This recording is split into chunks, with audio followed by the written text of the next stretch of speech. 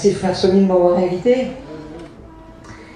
Il serait impossible ce soir de trouver un sujet plus important que celui autour duquel nous allons nous entretenir, car nous allons parler de la parole de Dieu.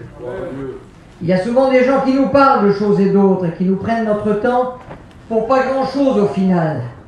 Mais ce soir, c'est Dieu qui veut vous interpeller. Et si nous n'avons rien à apprendre à Dieu, Dieu lui a des choses à nous apprendre. Si on veut bien être suffisamment sage et intelligent pour lui consacrer quelques minutes de notre attention pour qu'il nous parle. Vous voulez prier le Seigneur pour moi? Demande au frère Jimmy, ancien, s'il veut bien prier le Seigneur pour moi. Nous voulons te bénir encore, Seigneur, nous voulons te dire merci.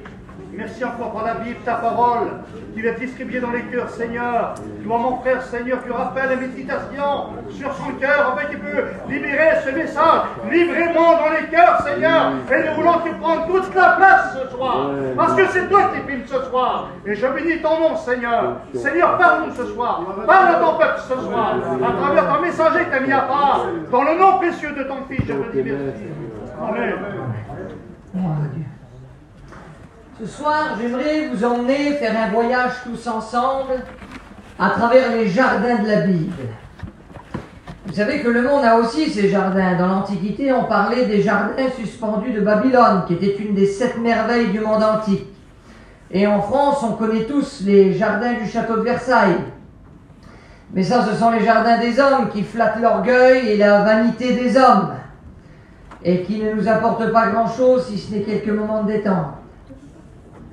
La Bible aussi a ses jardins, et à travers ceux-ci, de profonds enseignements et de grandes leçons pour celui ou celle ce soir qui veut bien écouter ce que Dieu a à lui dire. On va ouvrir la Bible ensemble dans le tout premier jardin de la Bible, dans le livre de la Genèse au chapitre 2, à partir du verset 8. La Bible commence l'histoire de l'humanité dans un jardin. Puis l'Éternel Dieu planta un jardin en Éden, du côté de l'Orient, et il y mit l'homme qu'il avait formé. L'Éternel Dieu fit pousser du sol des arbres de toute espèce agréable à voir et bon à manger, et l'arbre de la vie au milieu du jardin, et l'arbre de la connaissance du bien et du mal. Et au verset 15, l'Éternel Dieu prit l'homme et le plaça dans le jardin d'Éden pour le cultiver et pour le garder. De quoi l'homme devait-il garder le jardin d'Éden? C'est une question intéressante. Car quand Dieu a créé ce jardin, tout n'était que perfection. On pense souvent que c'est le jardin qui s'appelait Éden, mais ce n'est pas ce que la Bible dit. La Bible dit que Dieu planta un jardin en Éden. Éden, c'était le nom du continent à l'époque de la création. À l'époque d'Adam et Ève, le monde n'était pas séparé par d'immenses océans, et les continents n'étaient pas séparés les uns des autres. Toute la terre ne formait qu'une seule masse, au centre duquel se trouvait un jardin, où Dieu décida de placer l'homme. Selon de grands spécialistes, il semble que l'emplacement du jardin d'Éden est ce que l'on appelle aujourd'hui, nous, la terre d'Israël. C'est quelque chose de très intéressant, mais on y reviendra tout à l'heure. Dieu décida donc de placer l'homme au milieu d'un environnement parfait pour un homme parfait.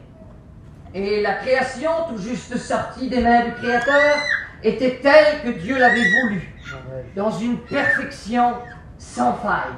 Et l'homme devait s'épanouir dans un bonheur et une joie qui ne devait connaître jamais de fin. Mais ça, c'était le programme de Dieu. Et on sait tout ce qui s'est passé.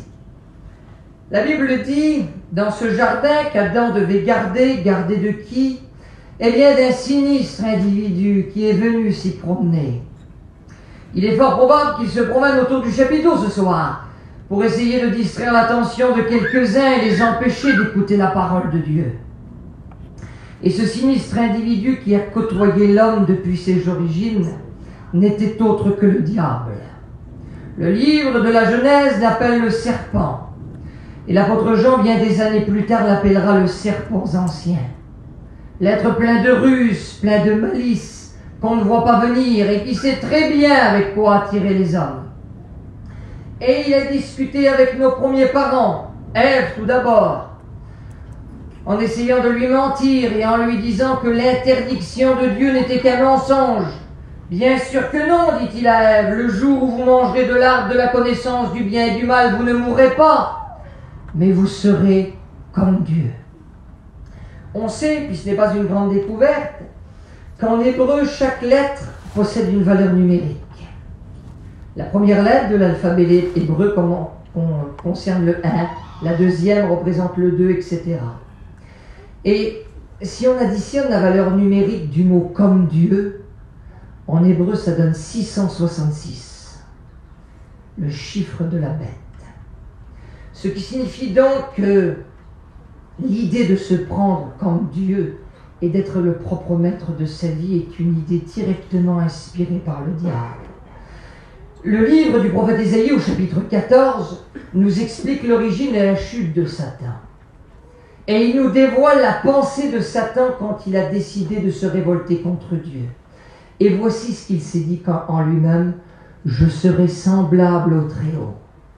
Vous serez comme Dieu, dit-il à Adam et Ève. Le diable était en train de revendre à l'homme le même piège dans lequel il était tombé. Et l'homme l'a payé au prix cher. On paye très cher les conséquences d'un choix fait en dehors des commandements de Dieu. On a demandé un jour à un grand théologien allemand s'il croyait vraiment cette histoire du serpent qui parlait aux hommes.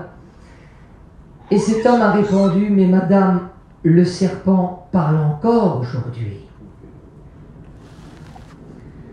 Ça fait 6000 ans maintenant qu'il nous sépare du jardin d'Éden. Mais le diable continue de distiller son venin mortel parmi les hommes. Et il continue de mentir aux hommes. Et il existe encore des Adam, des Ève qui continuent de croire aux mensonges du diable et qui veulent croire que sans Dieu, en désobéissant sciemment à sa parole, ils trouveront mieux que ce que Dieu leur propose. En vous détournant de Dieu et de son plan pour vous, qu'allez-vous obtenir? Une vie? Mais ne savez-vous pas que la vie peut vous prendre et vous briser comme du verre? Et si la vie venait à se terminer pour vous, il faudrait rendre compte de ce que vous en avez fait devant Dieu.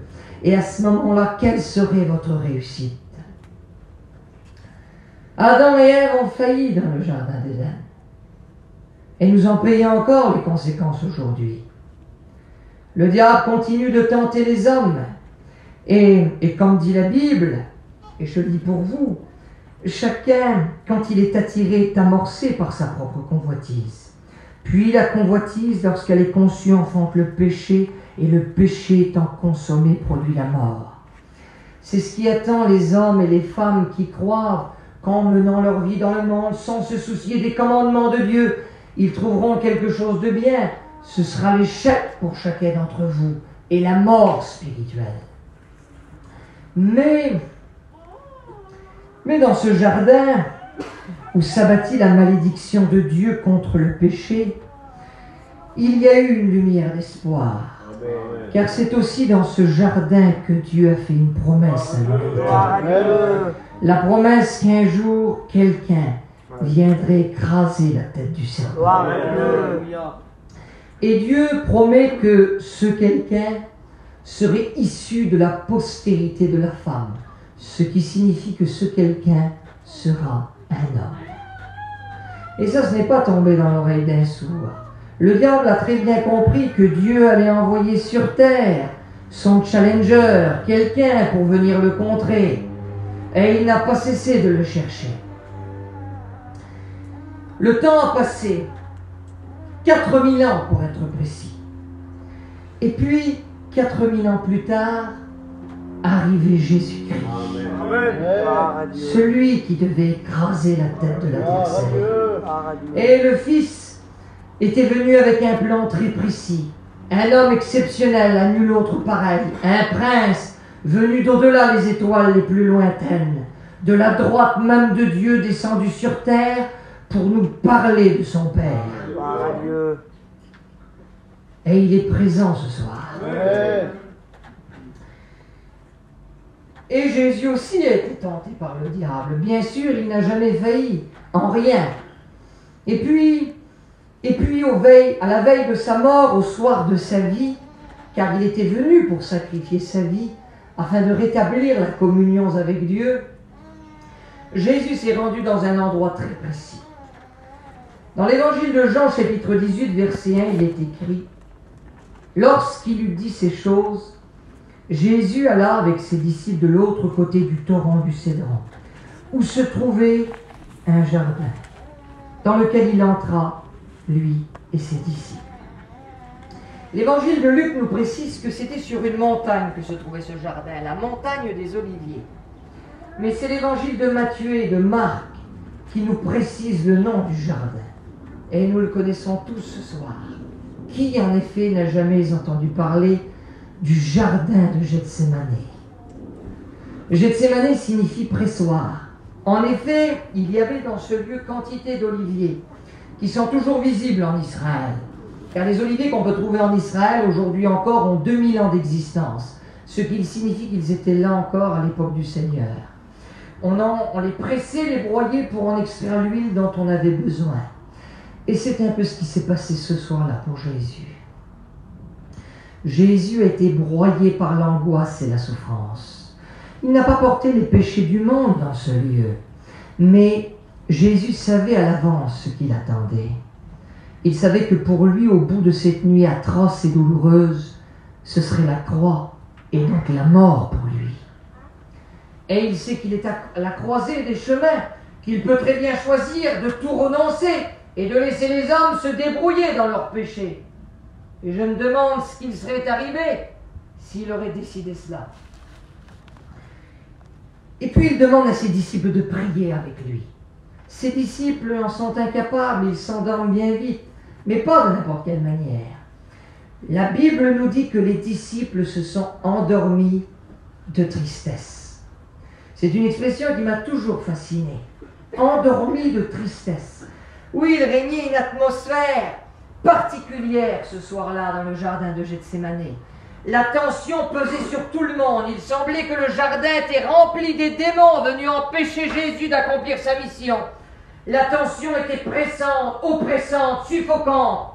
Elle était sur tout le monde et surtout et en particulier sur Jésus, dont la sueur était devenue du sang. C'est une maladie qui est très connue en médecine, ça s'appelle l'hématidrose. C'est une maladie qui peut être causée par deux choses. Un effort physique important ou alors un stress très important. Apparemment, certains condamnés à mort en Amérique en ont été victimes. Eh bien, Jésus, à ce moment-là, est soumis à une telle pression. Il sait tout ce qu'il va devoir encaisser et prendre sur lui. Que son corps n'arrive plus à contenir la souffrance qui pèse sur lui. Et sa sueur en devint du sang. Mais il décide de continuer néanmoins. Parce qu'il était animé d'une seule pensée. Et cette pensée, c'était toi. Amen. Tu étais présent dans la pensée de Dieu à l'heure où il souffrait dans le jardin de Gethsémane. Et c'est pour toi qu'il a décidé d'aller un peu plus loin. Amen. Jésus sera emmené loin du jardin de Gethsémane. C'est encore une fois ce jardin, un petit peu le jardin des occasions manquées, comme celui d'Éden. Car c'est dans le jardin de Gethsémane que les disciples s'endorment. C'est toujours dans le jardin de Gethsémane que Judas viendra trahir son maître et le vendre comme un esclave. C'est dans ce jardin que tous s'enfuiront et reculeront. Le jardin des occasions perdues pour les hommes. Et encore une fois, pas pour Jésus. Amen. Car lui décide de continuer. Amen. Jésus est emmené, il est jugé comme un criminel. Et il sera emmené pour être crucifié et mourir sur une croix. Et voici ce que la Bible dit. Jean 19, versets 41 à 42.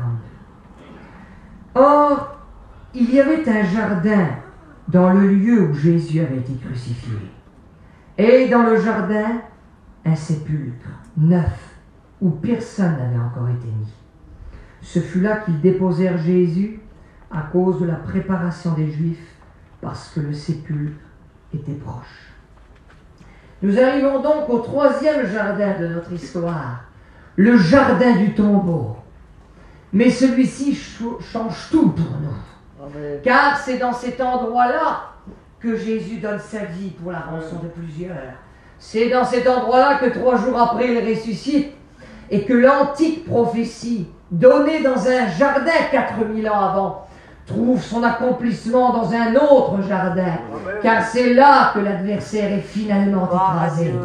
Nous disions tout à l'heure qu'il semble que le jardin de Gethsémané se trouvait au centre, le jardin d'Éden au centre du monde, dans ce qui est actuellement la terre d'Israël. Il est très intéressant de noter que c'est à cet endroit-là que Jésus vient mourir. À l'endroit même où l'homme a failli, a renoncé, a été vaincu, c'est dans le même endroit que Jésus vient relancer le deuxième round. Jésus, c'est le match revanche, le match retour. Là où l'homme a failli et où le diable est ressorti grand vainqueur, Jésus vient apporter le deuxième round pour mettre KO son adversaire et permettre à l'humanité tout entière d'être vainqueur avec lui. Car ce n'est pas un vainqueur égoïste. Quelqu'un faisait remarquer un jour que Jésus n'était pas mort les bras levés, comme s'il était seul ou fermé, comme s'il ne tenait sa victoire de personne. Il n'est pas mort non plus les bras baissés comme un vaincu, il est mort les bras ouverts pour accueillir tous ceux qui veulent venir à lui. On parle souvent dans nos réunions de l'enfer, et c'est une réalité. Celui qui ne mettra pas sa vie en règle avec Dieu ira au jugement. Mais l'enfer, ce n'est pas une fatalité. Personne n'est obligé d'aller en enfer. Ce soir, le Christ ouvre le ciel à tous ceux qui veulent y entrer. Et il y a aussi de la place pour toi. Ce jardin change tout pour nous. Et ce qui s'y passe est une portée éternelle. Et ce jardin nous conduit dans un autre, que nous allons voir à présent. Nous lisons ensemble dans le livre de l'Apocalypse au chapitre 2, à partir du verset 7. Que celui qui a des oreilles entende ce que l'Esprit dit aux églises. À celui qui vaincra, je donnerai à manger de l'arbre de vie qui est dans le paradis de Dieu.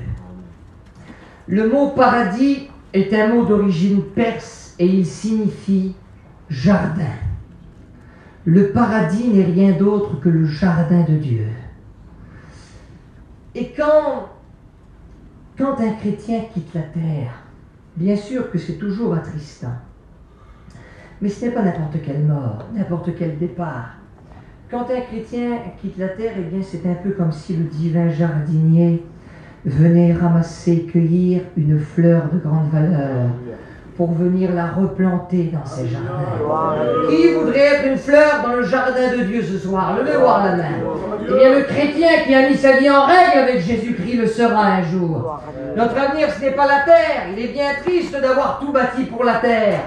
Car un jour la terre sera détruite. Le chapiteau qui est au-dessus de nos têtes et dans lequel nous proclamons la parole de Dieu, ce sera fini un jour. Un jour, il n'y aura même plus de réunion. Mais la Bible dit que celui qui fait la volonté de Dieu demeure éternellement. Ça vaut la peine de réfléchir 5 minutes et de mettre sa vie en règle avec celui qui nous appelle. C'est très intéressant, vous savez, je crois que la Bible ne parle pas en vain.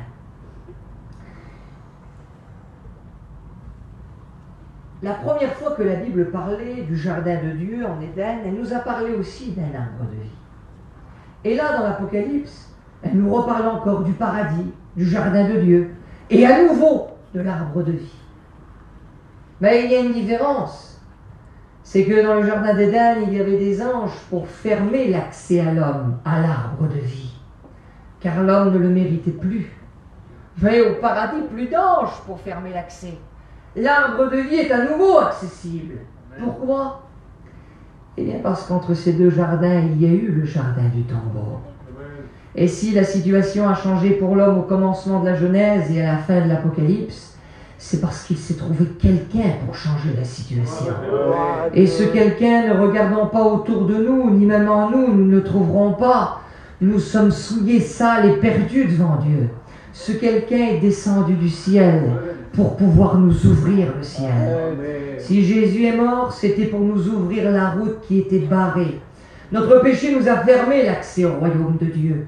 Et la croix fait tomber le mur pour que la gloire de Dieu puisse rayonner dans nos vies. Et si ce soit le péché ferme encore l'accès à la gloire de Dieu dans ta vie, laisse le Fils de Dieu l'effacer.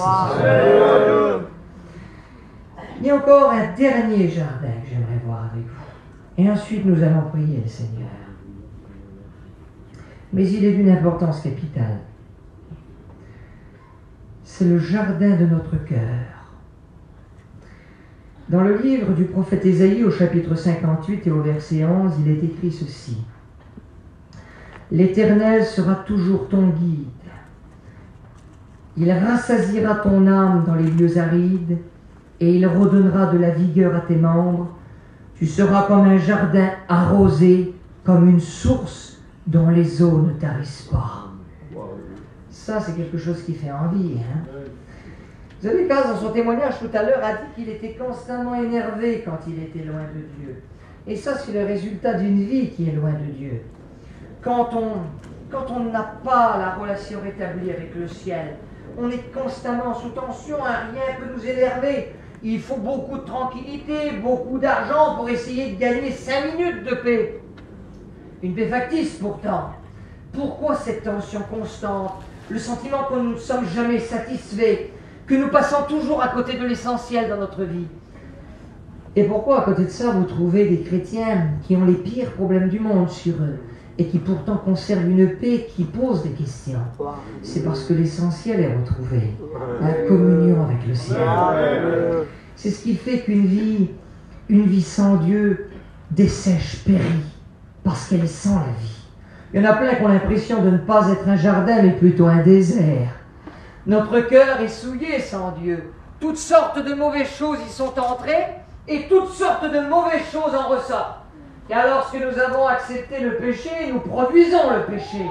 Il y a des gens qui se trouvent des excuses, j'ai des défauts, j'ai des faiblesses, disent-ils, mais ils ne veulent pas l'admettre. En réalité, il faut employer le langage de la Bible. Nous sommes tous des pécheurs sans Dieu, et notre cœur est sale, souillé. C'est un désert sans vie. C'est le serpent qui règne dans ce domaine. Mais il y a une solution ce soir. Il faut que le vent de l'Esprit passe dans votre cœur pour ôter toutes les feuilles mortes, tout ce qui n'est pas à sa gloire. Que le fleuve d'eau de la parole de Dieu puisse couler en vous pour faire le grand nettoyage.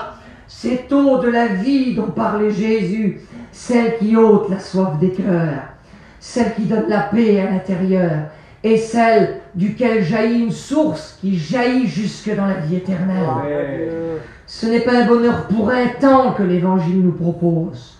Notre cœur est changé pour toujours afin d'habiter Dieu.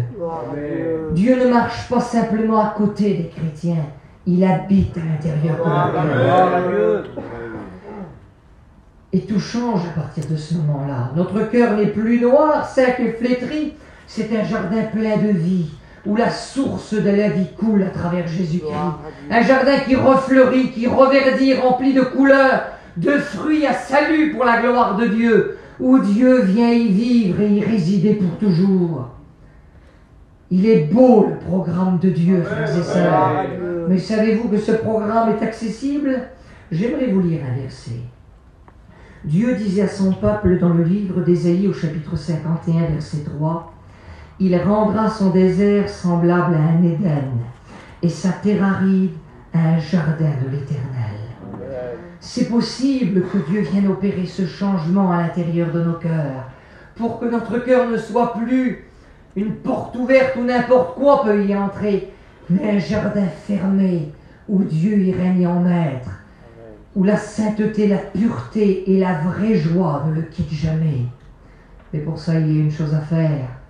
Laissez entrer Dieu dans le jardin de notre cœur pour que lui puisse y faire le changement dont il a tant besoin. Voulez-vous qu'on prie le Seigneur tous ensemble? Nous allons courber les fronts maintenant. Pendant que le chrétien prie le Seigneur, avec la permission des frères, nous allons laisser quelques minutes pour celui ou celle qui voudrait de ce changement que proclame la Bible. C'est vous qui avez besoin de Dieu et Dieu se tient à votre disposition ce soir. Alors maintenant, pour celui ou celle qui voudrait donner son cœur à Dieu, afin que son cœur devienne le jardin de Dieu, levez votre main, nous allons prier pour vous. N'allons pas insister bien longtemps, sachant que c'est vous qui avez besoin de Dieu. Dieu s'est donné tout entier pour vous. Il attend que vous vous donniez tout entier pour lui. Et bien, s'il n'y a personne, nous allons prier le Seigneur.